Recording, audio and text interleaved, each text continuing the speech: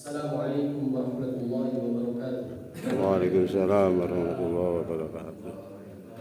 Asbahna wa asbahal mulku lillah, la ilaha illallah wahdahu la syarika lah, lahul mulku wa lahul hamdu wa huwa ala kulli syai'in qadir. Rabbi nas'aluka khayra ma fi hadzal yawmi wa khayra ma ba'dah, wa na'udzu bika min syarri ma fi hadzal yawmi wa syarri ma ba'dah. Rabbi na'udzu bika minal kasali wa su'il kibar. Rabbi na'udzu bika min adzabin fin nar wa adzabin fil qabr. Allahumma bika asbahna wa bika amsayna wa bika nahya wa bika namut wa ilaikal nusyur. Asyhadu an la ilaha illallah wahdahu la syarika lah wa asyhadu anna Muhammadan abduhu wa rasuluh. Allahumma shalli wa sallim ala khatamil anbiya'i wal mursalin wa ala alihi wa ashabihi wa man da'a ila Allah bi da'watihi wa jahada billahi haqqa jihadihi. Subhanaka la ilma lana illa ma 'allamtana innaka antal alimul hakim. Allahumma anfa'na bima 'allamtana wa 'allimna ma yanfa'una wa ilman yanfa'una. Allahumma inna nas'aluka ilman nafi'an wa rizqan thayyiban wa 'amalan mutaqabbalan. Amma ba'du. Masyaallah muslimin dan salat subuh yang insyaallah dimuliakan di sisi Allah Subhanahu wa taala. Alhamdulillah, bersyukur kepada Allah Subhanahu wa taala yang telah meringankan langkah kita, meringankan lahir dan batin kita untuk melaksanakan kewajiban sekaligus kebutuhan kita semuanya, yaitu beribadah kepada Allah Subhanahu wa taala. Mudah-mudahan nikmat yang semacam ini senantiasa Allah karuniakan kepada kita semuanya sampai detik-detik terakhir Allah menjemput kita, sehingga kita mendapatkan satu cita-cita kita, husnul khotimah. Masyaallah muslimin rahimakumullah, mari kita awali kajian kita pagi hari ini dengan basmalah. Bismillahirrahmanirrahim. Insyaallah pagi hari ini kita akan melanjutkan bab masih berkaitan dengan muraqabah. Kita masuk ke hadis berikutnya, yaitu hadis dari Ibnu Abbas radhiyallahu anhu. Terlebih dahulu saya bacakan hadisnya, nanti saya artikan, kemudian baru penjelasannya terakhir nanti. Ali bin Abbas radhiyallahu anhu qala, dari Ibnu Abbas radhiyallahu anhu berkata, kuntu khalfan Nabi sallallahu alaihi wasallam yawman, saya ada di belakang Nabi sallallahu alaihi wasallam yawman, pada suatu hari. Faqala, kemudian Nabi sallallahu alaihi wasallam menyampaikan atau berpesan atau bersabda, ya gulam, wahai gulam, wahai anak kecil. Berarti Ibnu Abbas ini masih kecil. Saya bilang Nabi sallallahu alaihi wasallam, inni u'allimuka kalimat, sesungguhnya aku akan mengajarimu beberapa kalimat. Ihfadillah, jagalah Allah, yahfadka, maka Allah akan menjagamu. Ihfadillah tajidhu tujahaka, jagalah Allah, niscaya engkau mendapatinya di depanmu. Idza sa'alta, jika engkau meminta, fas'alillah, maka mintalah kepada Allah. Wa idza sta'anta, dan ketika apabila engkau meminta pertolongan, fasta'in billah, maka mintalah pertolongan kepada Allah. Wa'lam, dan ketahuilah, annal ummata, bahwasanya atau sesungguhnya satu umat, law ijtama'at ala an yanfa'uka bi syai'in, mereka berkumpul, seandainya mereka berkumpul untuk memberikan manfaat dengan sesuatu, memberikan manfaat kepadamu dengan sesuatu, lam yanfa'uka illa bi syai'in qad katabahu Allahu laka, maka sesungguhnya mereka itu semuanya tidak akan memberikan manfaat kepadamu dengan sesuatu itu kecuali dengan sesuatu yang telah Allah Subhanahu wa taala tetapkan atasmu. Wa in jatama'u ala ayyadurruka bi syai'in, dan seandainya mereka semuanya atau umat tadi ini, umat sekelompok orang, mereka berkumpul untuk membuat dirimu celaka atau membuat kemudaratan atasmu bi syai'in, dengan sesuatu, dengan cara tertentu, lam yadur yadurruka, maka semuanya tidak akan memberi kemudaratan itu. Mereka tidak akan mampu memberikan kemudaratan terhadapmu illa bi syai'in qad katabahu Allah 'alaik, kecuali sesuatu itu telah Allah tetapkan atasmu. Rufi'atil aqlam, telah diangkat kolam, wajaffatis suhuf, dan telah keringlah lembaran-lembaran atau lembaran catatan itu. Rawahu Tirmidzi, hadis ini berkata oleh Tirmidzi wa qala, dan dia mengatakan hadisun hasanun sahih, hadis ini hasan dan sahih. Wa fi riwayat Tirmidzi, dan dalam satu riwayat selain Imam At-Tirmidzi, kalimatnya ihfadillah tadibhu amamaka, jagalah Allah maka engkau akan mendapatinya di depanmu. Ta'arraf ila Allah fir raha, kenalilah Allah Subhanahu wa taala fir raha, pada saat kalian semuanya dalam keadaan longgar, dalam keadaan nyaman. Ya'rifka fis syiddah, maka Allah akan mengenalimu pada saat engkau dalam keadaan syiddah, dalam keadaan terdesak. Wal wa'lam, dan ketahuilah, ma akhta'aka lam yakun liyusibaka, ketahuilah bahwasanya apa yang luput terhadapmu, maka lam yakun liyusibaka, maka hal itu tidak akan pernah akan menimpamu. Wa ma asabaka lam yakun liyukhti'aka, dan apa yang telah akan menimpamu, lam yakun liyukhti'aka, niscaya itu tidak akan luput darimu. Wa'lam, dan ketahuilah, anna nasra ma'as sabri, bahwasanya kemenangan itu bersama dengan kesabaran. Wa annal farja ma'al karbi, dan sesungguhnya keberhasilan, kesuksesan itu ada bersama dengan kerumitan. Wa anna ma'al usri yusra, dan sesungguhnya bersama kemudahan itu ada kesulitan. Masyaallah muslimin, ini hadis yang akan kita bahas di pagi hari ini, yaitu berkaitan dengan pesan Nabi sallallahu alaihi wasallam terhadap sahabat Ibnu Abbas, dan tentu pesan ini juga untuk kita semuanya. Dan ini pesan-pesan yang sangat penting untuk kita ketahui sekaligus kita amalkan dalam kehidupan sehari-hari, dan ini sangat terkait dengan akidah. Kalau akidah seseorang itu telah kuat, telah mantap, maka sulit untuk digoyahkan oleh apapun dan oleh siapapun dan dengan cara apapun kalau akidahnya sudah kuat.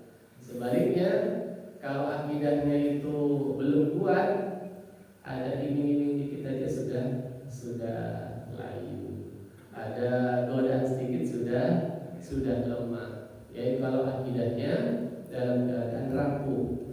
Karena itulah masyaallah muslimin, akidah itu perlu juga diilmui. Ya, perlu diilmui. Karena kalau tidak diilmui bisa saja terjebak pada akidah-akidah yang keliru. Apa ada akidah yang keliru? Ada. Namanya akidah. Akidah itu kan keyakinan yang dipegang oleh seseorang. Karena itulah insya Allah kalau kita ini disebut dengan akidatul Islam.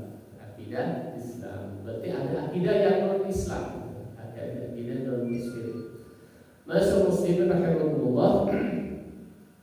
Baik, mulai dari kalimat pertama yang dipesankan oleh Rasul kepada sahabat Ibnu Abbas, dan juga pesan untuk kita semuanya.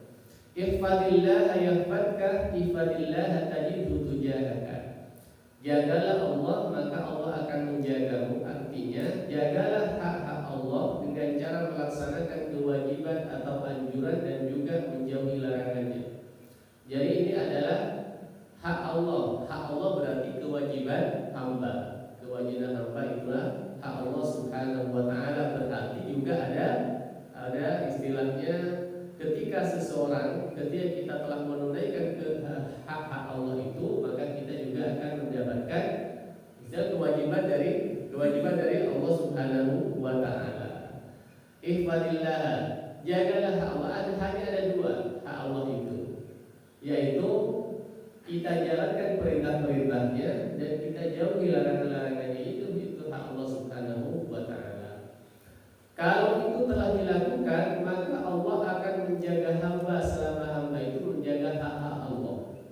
Jadi pada dasarnya penjagaan Allah terhadap hamba itu sangat tergantung pada hamba itu, pada penjagaan hamba terhadap hak-hak Allah. Sejauh mana Allah menjaga hamba itu, sejauh hamba melaksanakan hak-hak Allah Subhanahu wa ta'ala. Maka kuncinya dalam kehidupan kita, kalau kita mau diperhatikan oleh Allah, kalau kita ini mau dipenuhi hak-hak kita oleh Allah Subhanahu wa ta'ala, maka kita perlu memenuhi hak Allah Subhanahu wa ta'ala. Semakin tinggi, ya, semakin sering, ya, seorang hamba melakukan hak-hak Allah Subhanahu wa ta'ala, maka semakin tinggi pula perhatian Allah terhadap hamba itu. Penjagaan Allah berupa keselamatan agama pada diri hamba itu. Ini yang perlu menjadi catatan kita.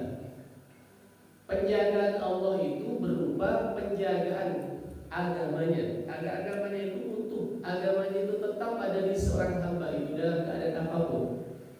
Jadi dalam pikiran kita tidak sampai penjagaan Allah yang dimaksud sesuai dengan selera kita, belum tentu, ya, belum tentu sesuai dengan selera kita, karena selera kita ini sangat bernuansa duniawi, sangat nuansa duniawi. Kalau kita tanya, kita ini lebih nyaman sehat apa sakit, pasti kita akan menjawab lebih nyaman sehat. Kalau kita ditanya lebih nyaman kaya apa miskin, pasti kita akan menjawab lebih nyaman kaya dan lain sebagainya. Apakah sehat itu lebih baik untuk kita? Apakah sehat itu lebih baik dari pandangan Allah Subhanahu wa ta'ala? Juga belum tentu. Belum tentu. Ya, bisa saja, ya bisa saja. Sakit itu lebih bisa saja, bisa saja. Karena Allah Subhanahu wa ta'ala itu tahu caranya terhadap hamba agar hamba itu mau lebih baik terhadapnya. Allah yang tahu. Ya kan nuansanya pertolongan Allah Subhanahu wa ta'ala itu adalah memberikan keselamatan terhadap hamba. Dalam keadaan apapun hamba itu dijaga oleh Allah. Dalam keadaan sakit tetap dijaga istiqomah untuk melakukan hal-hal yang positif misalnya. Termasuk misalnya seorang hamba itu diberi keadaan atau keadaannya kurang secara ekonomi kurang mampu atau secara fisik kurang mampu, tapi Allah jaga keistiqomahan pada hamba itu. Itulah penjagaan Allah Subhanahu wa ta'ala.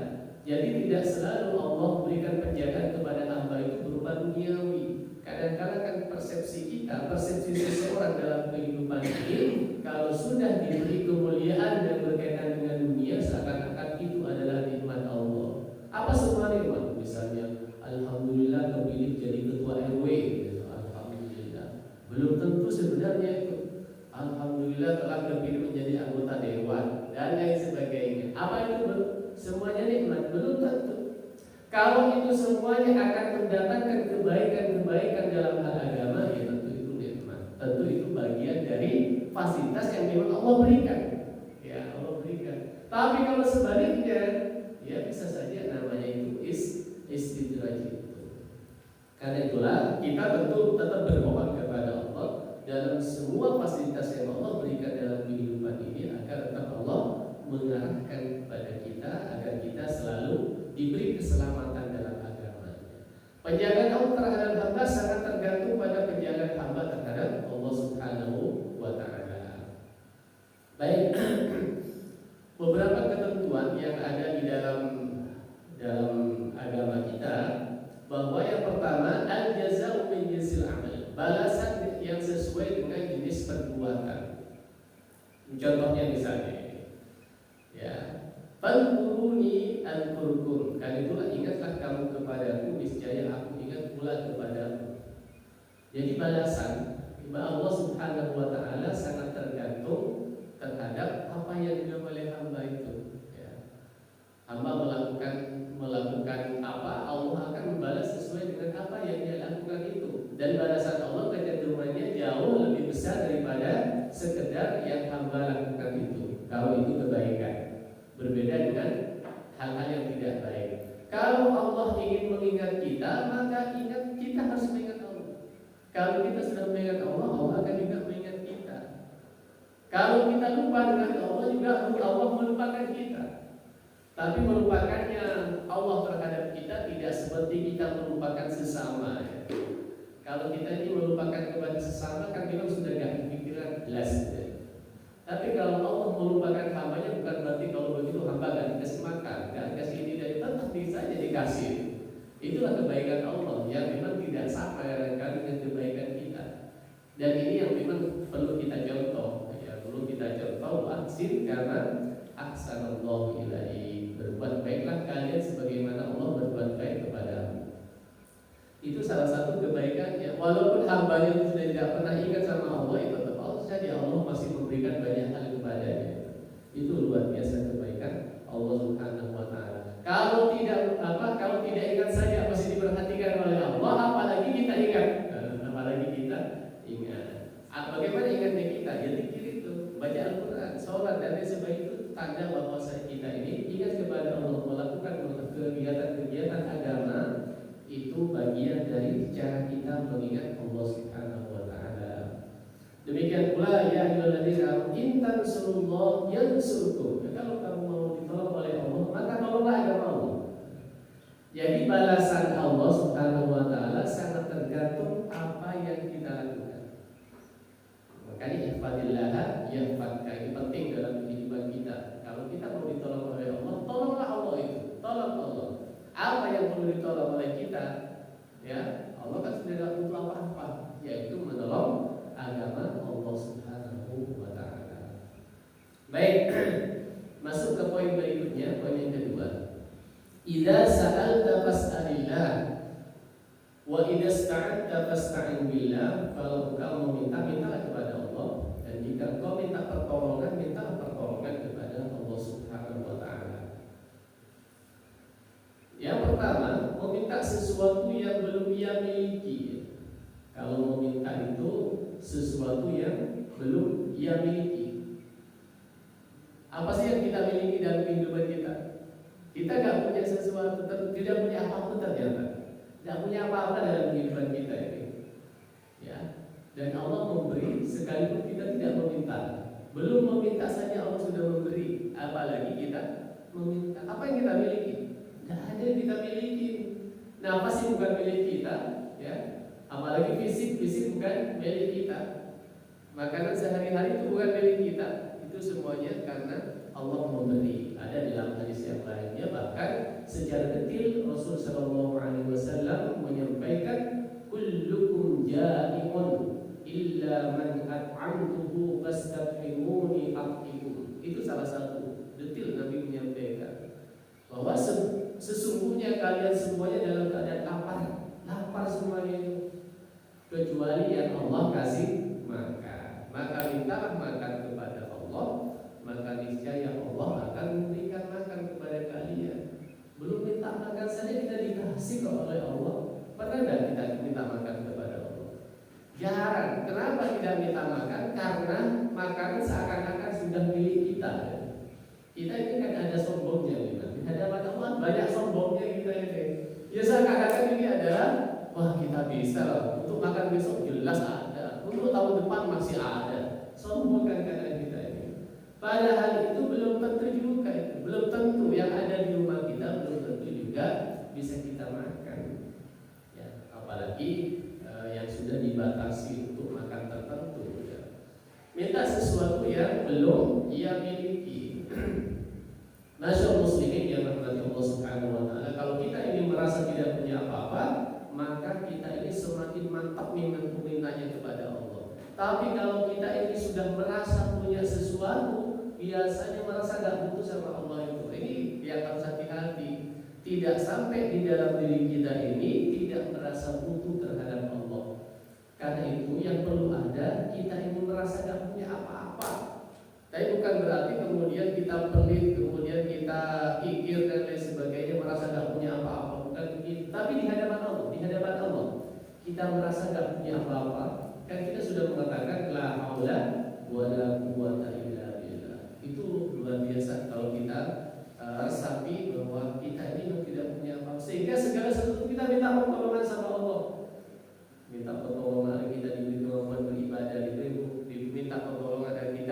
bisa baca Al-Quran, bisa istiqomah dan sebagainya. Minta kepada Allah segala sesuatu itu. Semakin sering kita minta, semakin bagus. Itu kalau kepada Allah. Beda kalau minta kepada sesama. Kalau kepada sesama sering minta itu semakin hina. Kalau kepada sesama, kita ini sering meminta itu semakin hina di hadapan sesama. Tapi kalau kepada Allah, semakin kita meminta, semakin kita butuh itu semakin mulia. Semakin mulia, semakin butuh sama Allah. Kalau kepada sesama, semakin butuh, semakin hina. Nah, coba kita kepada tetangga sebelahnya misalnya, setiap hari minta ini, pagi ini minta lombok, besok minta garam, besok nasi minta terasi, tiap hari minta, hina di depan tetangga itu, hina kita. Ya, walaupun tidak langsung menghina tetangganya itu, tapi tidak punya harga, ya tidak punya harga. Karena itulah kita ini banyak minta sama Allah Subhanahu wa taala. Persoalan Allah Subhanahu wa taala nanti memberi apa yang kita minta melalui apa saja, melalui jalur mana saja, itu urusan Allah. Memberi kita dengan jalur apa? Makan itu bisa minta makan. Oh, melalui jalur bekerja, melalui jalur apa? Itu Allah yang ngatur gitu. Kemudian minta pertolongan sesuatu yang dianggap tidak mampu. Ya, lagi-lagi yang dianggap tidak mampu, ya kalau kita ini sadar, ya sebenarnya kita tidak punya kemampuan apa-apa, tidak punya kemampuan apa-apa. Meminta atau minta pertolongan kepada Allah Subhanahu wa taala saja, tidak kepada yang lainnya. Apakah kepada orang lain kita boleh meminta sesuatu atau minta pertolongan? Nanti ada beberapa catatan berkaitan dengan ini. Boleh minta pertolongan kepada sesama dengan catatan apa? Pertama, tidak dapat atau tidak sempurna dalam melakukannya. Minta pertolongan kepada sesama. Misalnya sesama itu sudah jelas-jelas punya potensi di situ, sedangkan kita ini tidak sampai pada tidak bisa memenuhi hal itu. Misalnya kita membangun rumah atau apa, kan kesulitan kalau kita sendiri, sementara kita tidak punya potensi di situ, ya, meminta bantuan sesama. Orang yang betul-betul mereka mempunyai kemampuan di bidangnya atau punya kompetensi, ya, punya kompetensi. Makanya begini, ini ada kaitan dengan akidah juga, ada kaitan dengan akidah. Kenapa orang itu sangat besar dosanya ketika orang itu minta tolong kepada dukun? Kenapa? Karena dukun itu tidak punya kompetensi untuk bisa menentukan masa depan, tapi dia sok tahu tentang masa depan. Ya. Dukun kan begitu. Kenapa sangat besar dosanya itu? Karena semacam itu, dia tidak punya kompetensi, tapi kita maksa untuk bisa melakukan sesuatu. Karena itulah juga zalim orang semacam itu. Sama halnya dengan kita ini minta tolong kepada orang untuk mengangkat beban berat kepada orang itu, sementara dia tidak mampu. Misalnya ada orang tidak punya tangan, kita minta tolong untuk mengangkat sesuatu. Zalim atau tidak? Zalim. Oh, sudah jelas dia tidak bisa mengangkat sesuatu, tidak punya tangan, masih disuruh. Sama dengan kita ini, misalnya seseorang itu datang kepada dukun, minta petunjuk tentang sesuatu, dia tidak punya apa-apa, itu diminta, itu zalim. Zalim. Yang siapa yang zalim? Dia yang minta itu zalim, yang dimintai tambah. Ya kalau dukun itu ya, kalau dukun itu punya apa? Dia sok tahuannya itu yang bikin dia sangat besar dosanya. Masyaallah muslimin rahimakumullah. Jika dia sebenarnya mampu melakukannya, hendaknya menghindar dari minta pertolongan kepada yang lain. Ini perlu juga menjadi kehati-hatian kita. Berkaitan dengan akhlak juga dalam kehidupan sehari-hari. Kalau kita ini sudah bisa melakukan sesuatu, dia tidak perlu minta pertolongan orang lain. Tidak perlu minta pertolongan lain. Yang perlu kehati-hatian kalau kita posisinya bisa sebagai bos misalnya, ya. Atau di rumah ada pembantu, dikit-dikit minta tolong, dikit-dikit minta tolong, itu tidak boleh semacam itu. Selama kita masih bisa melakukannya, kita lakukan sendiri oleh kita.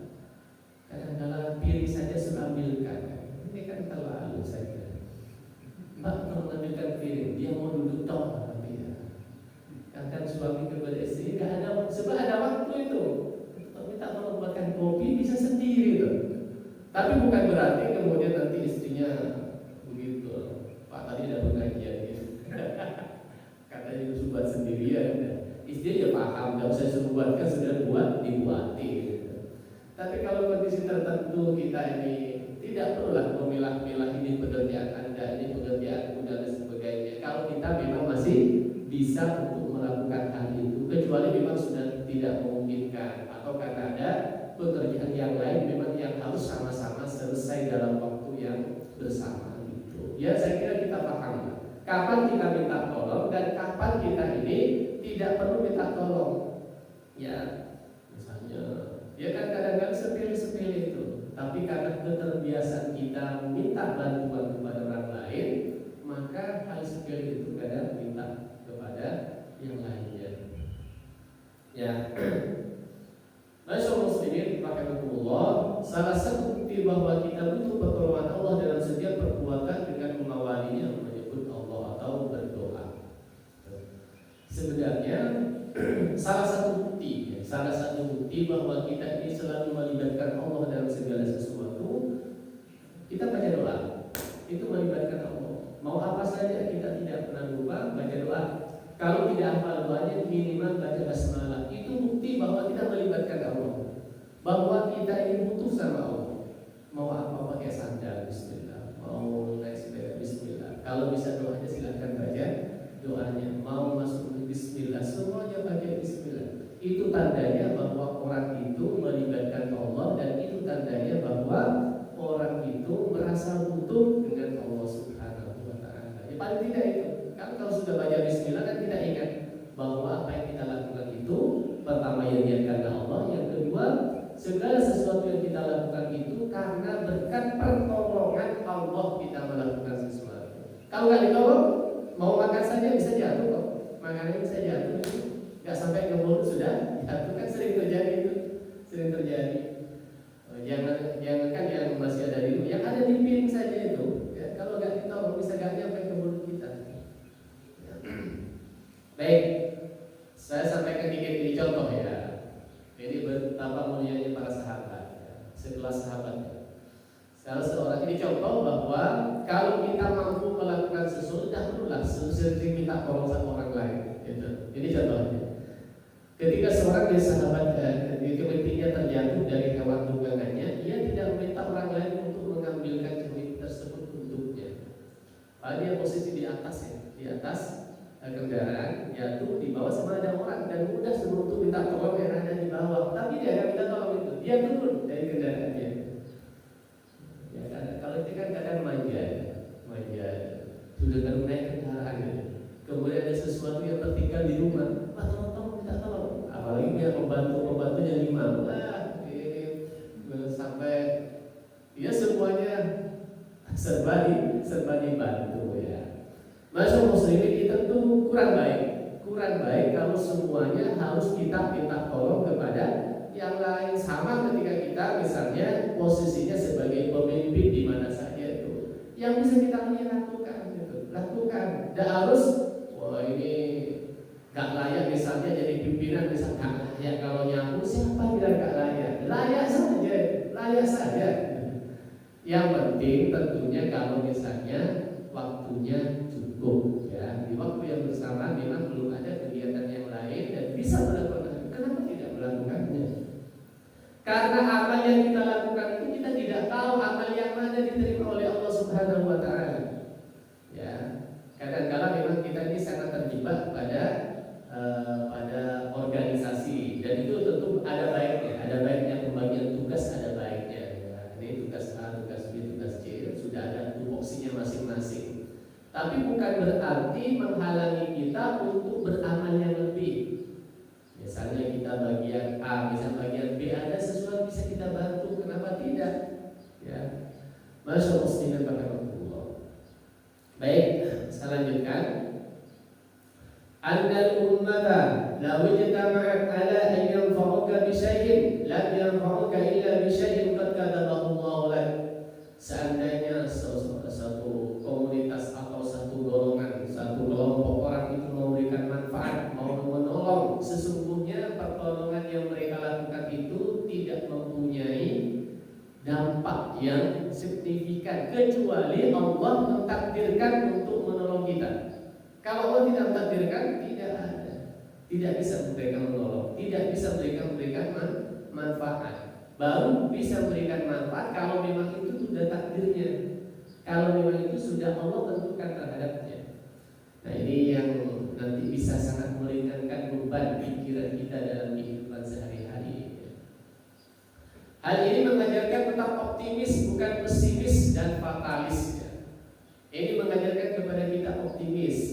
Dalam keadaan apapun kita tetap optimis. Kenapa? Kita punya keyakinan pasti Allah akan menolong, insya Allah. Selama ini catatannya itu intanzilullah yansurkum. Yang penting kita menolong agama Allah. Yang penting kita sudah baik sama Allah. Ya tentunya kalau sudah baik sama Allah, biasanya paketnya juga akan baik kepada sesama. Itu paketnya biasanya. Ya kalau ada orang itu sudah baik sama Allah tapi kepada sesama kok nggak baik, nah keliru. Biasanya kalau itu orang baik sama Allah, biasanya kepada sesama juga baik. Kalau itu sudah dilakukan, sudah pasrahkan saja kepada Allah, kehidupan ini insya Allah beres, insya Allah beres. Kita sudah melakukan semua dengan sebaik-baiknya. Kita tidak perlu terlalu berat dengan apa yang ada di sekitar kita. Kadang-kadang kita bikin stres itu karena kita terlalu fokus dengan yang ada di sekitar kita. Kita kadang-kadang fokusnya agak ingin dihargai, ingin dihormati, ingin diapresiasi, dan terlalu fokus di situ. Akhirnya stres itu. Karena ternyata nggak ada orang menghargai, nggak ada yang mengapresiasi, stres itu. Karena itu dia tidak stres itu. Tetaplah kepada keyakinan bahwa segala sesuatu itu kalau sudah Allah mentakdirkan terjadilah. Kalau Allah mentakdirkan tidak terjadi, maka tidak akan pernah terjadi. Sehingga santai saja menghadapi kehidupan. Orang mau apa sama kita, nah nanti kalau mengatakan diri nggak akan terjadi, ya. Kita optimis. Tidak pula diartikan harus hidup individualis dan egois juga. Bukan berarti karena ini tak serahkan sama Allah nanti. Misalnya kemudian ada tetangga minta tolong nggak pernah ditolong, ya juga nggak boleh semacam itu tentu dalam kehidupan kita. Karena ada satu kewajiban menolong orang lain itu bagian dari perintah agama. Ya. Tidak bisa individualis. Individualis begini, yaitu seakan-akan tidak butuh dengan orang. Ya, seakan-akan tidak butuh dengan orang. Dan memang dalam kehidupan secara akidah mereka perlu butuh sama orang. Tapi dalam kehidupan sehari-hari itu ada perintah dari agama bahwa kita ini harus peduli dengan orang lain. Harus peduli, itu perintah agama. Egois apa lagi ya? Banyak orang juga penting untuk mendukung kebaikan. Ya. Semakin banyak orang itu, ya, semakin banyak yang mendukung terhadap kebaikan juga semakin baik. Ya, semakin baik. Makanya kita ini tetap berupaya kalau ada kebaikan untuk mengajak orang bersama-sama melakukan kebaikan itu. Apa tujuannya? Ya, agar kebaikan itu semakin viral kebaikan. Ya, menyaingi atau bersaingan dengan keburukan yang juga viral di tengah-tengah kehidupan kita. Hadis ini untuk menguatkan jika dalam perjalanannya tidak banyak orang yang mendukung dalam kebaikan. Ya. Ini sebagai sebagai obat bagi kita. Ketika kita telah melakukan kebaikan, kita mengajak untuk melakukan kebaikan, kok pendukungnya gak banyak ya?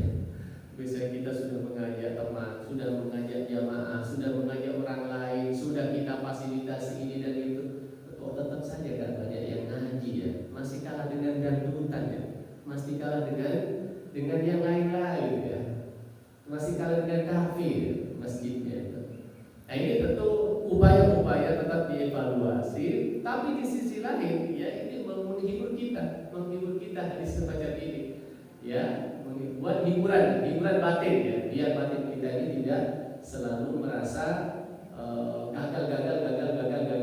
Kalau sudah sering mengatakan gagal dalam batin kita itu kan tidak tenang. Masyaallah muslimin rahimahullah. Kemudian perlu ada keyakinan terhadap takdir baik Allah Subhanahu wa ta'ala. Harus yakin bahwasanya Allah itu akan selalu mentakdirkan kebaikan kepada kita.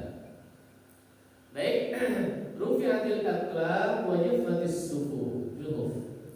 Artinya berkaitan dengan takdir Allah yang sudah ditulis di Lauhul Mahfuz atau disebut dengan qada. Ya, qada itu sudah ketentuan Allah, takdir qadar itu kepastian yang sudah terjadi. Takdir Allah yang tidak dapat diubah, tidak dapat menghalangi ikhtiar yang maksimal, tetap menjadi pegangan kita. Kita tidak boleh kemudian hidup fatalis. Takdir Allah sudah begini, kalau begitu kita tidak berusaha. Tentu cara pandang yang keliru. Walaupun takdir Allah Subhanahu wa taala sudah ditentukan, bukan menghalangi usaha atau ikhtiar kita dalam kehidupan kita. Karena sesungguhnya ikhtiar itulah yang akan Allah catat sebagai bagian dari amal. Makanya kenapa takdir itu bagian dari rukun iman, ya? Karena takdir itu Allah rahasiakan. Ya, kalau tidak dirahasiakan tidak perlu iman, tidak perlu imam, tidak dirahasiakan. Makanya semua rukun iman kan mesti rahasia. Semuanya rahasia rukun iman itu. Artinya dia tidak nampak iman kepada Allah. Ya. Kalau Allah langsung nampak, mesti semuanya beriman, dan semua manusia, pasti semua makhluk mesti beriman kalau nampak saat ini.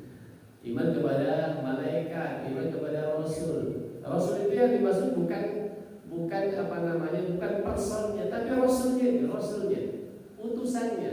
Itu kan tidak nampak itu Rasul, utusan Allah. Apa ada SK dari Allah? Gak ada SK dari Allah. Sampel gak ada. Tapi kemudian oleh wahyu kemudian disebutkan bahwa ya Rasulullah, informasi wahyu itulah penuh iman. Kitab Allah Al-Quran bukan semata-mata tulisannya, tapi pada bagaimana seorang itu yakin bahwa itu firman Allah. Nah ini yang berat, mengakui bahwa itu firman Allah, itu yang berat di situ. Itulah keimanannya. Termasuk takdir Allah. Ada takdir mu'allaq dan takdir mubrom. Ini dalam kajian akidah ada takdir mu'allaq. Takdir mu'allaq itu takdir yang Allah berikan sesuai dengan usaha. Ya. Misalnya kalau ingin jadi orang kaya, ya harus bekerja keras, ingin pintar, ya harus belajar dan lain sebagainya. Ingin sehat, harus berobat. Itu takdir mu'allaq, kalau ketentuan Allah yang ada kaitannya dengan usaha manusia. Tapi juga ada takdir mubrom. Takdir mubrom itu hak prerogatif Allah Subhanahu wa ta'ala. Sudah berobat sampai ke luar negeri, kalau sudah jatahnya besok mati, tetap mati. Nah, mubrom dan seterusnya. Baik, masyaallah muslimin rahimakumullah. Ta'aruf ila Allah fi raha ya'rifka fi syiddah. Ya. Kenalilah Allah pada saat kita dalam keadaan ya nyaman semacam ini, sehat, pas longgar. Kenali Allah.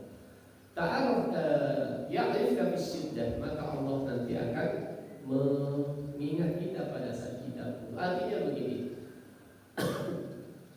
Saat kita tidak merasa tidak terlalu butuh, ya, itu sebenarnya peluang saat itu untuk banyak mengingat Allah. Kenapa? Karena di suatu saat nanti kita akan ada waktu, ada saat kita sangat membutuhkannya. Makanya ada asal buat beberapa kalimat begini: investasi kebaikan untuk menghadapi masa krisis kehidupan. Ya sama, misalnya pas lagi longgar kita banyak mengaji semacam ini, pas lagi longgar kita banyak memberi, banyak bersedekah. Ini semua investasi. Nanti suatu saat kita butuh, maka Allah Subhanahu wa ta'ala akan menghadirkan kebutuhan itu. Kan sering terjadi keajaiban itu di dunia ini. Sering terjadi keajaiban itu. Ya, pada saat kita butuh ternyata langsung Allah beri saat itu. Insya Allah mungkin banyak yang mengalami hal yang semacam itu. Makanya dalam hadis lain itu disebutkan iltanim khamsan qabla khamsin. Jagalah yang 5 sebelum datang yang 5 masih hidup. Nah, nanti akan mati. Kalau bisa saatnya punya kekayaan atau punya keluasan rezeki, ingat suatu saat ada khawatir terjatuh pada kemiskinan. Waktu sempat senggang, ingat suatu saat nanti akan ada waktu sempit. Ya, sehat saat ini, ingat suatu saat nanti kita sakit. Ya, kalau yang masih muda atau merasa muda saat ini, ingat nanti tua. Gak mungkin kita muda terus, ya. Karena itulah selama kesempatan masih ada, kita berbuat yang terbaik. Nanti suatu saat kita butuhkan sesuatu, insya Allah Allah akan hadirkan kebutuhan itu. Bukan berarti muda terus, bukan. Pada saat masih muda sehat kita menyempatkan melakukan kebaikan, saat sudah tua renta, insya Allah Allah akan tetap memberikan kebaikan-kebaikan. Allah kawal kebaikan dalam kehidupan kita itu. Ya. Selama saya rasa tuanya dengan baik agar Allah tetap menjaga kebaikan itu saat telah kita tidak sehat.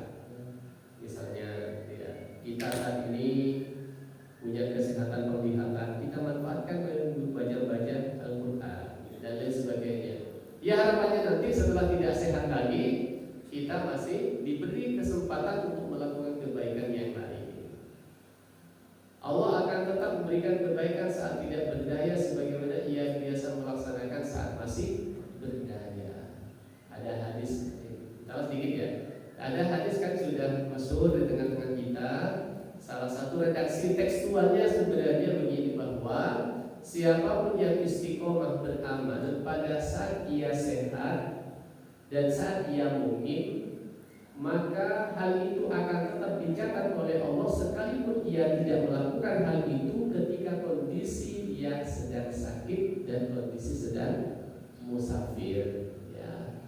Artinya masyarakat muslimin rahimahumullah, kalau kita memanfaatkan waktu ketika kita sempat semacam ini dengan kebaikan-kebaikan, insya Allah kebaikan itu akan Allah langgengkan pada saat kita tidak banyak kesempatan semacam ini. Insya Allah dilanggengkan Allah itu. Ya kebaikannya tidak harus sama, kebaikannya tidak harus sama. Ya. Tidak sampai kita ini pada saat nanti datang kesempitan kemudian seakan-akan tidak ada kesempatan melakukan kebaikan. Ini yang tentu kita berlindung kepada Allah di semacam itu. Masyaallah muslimin, saya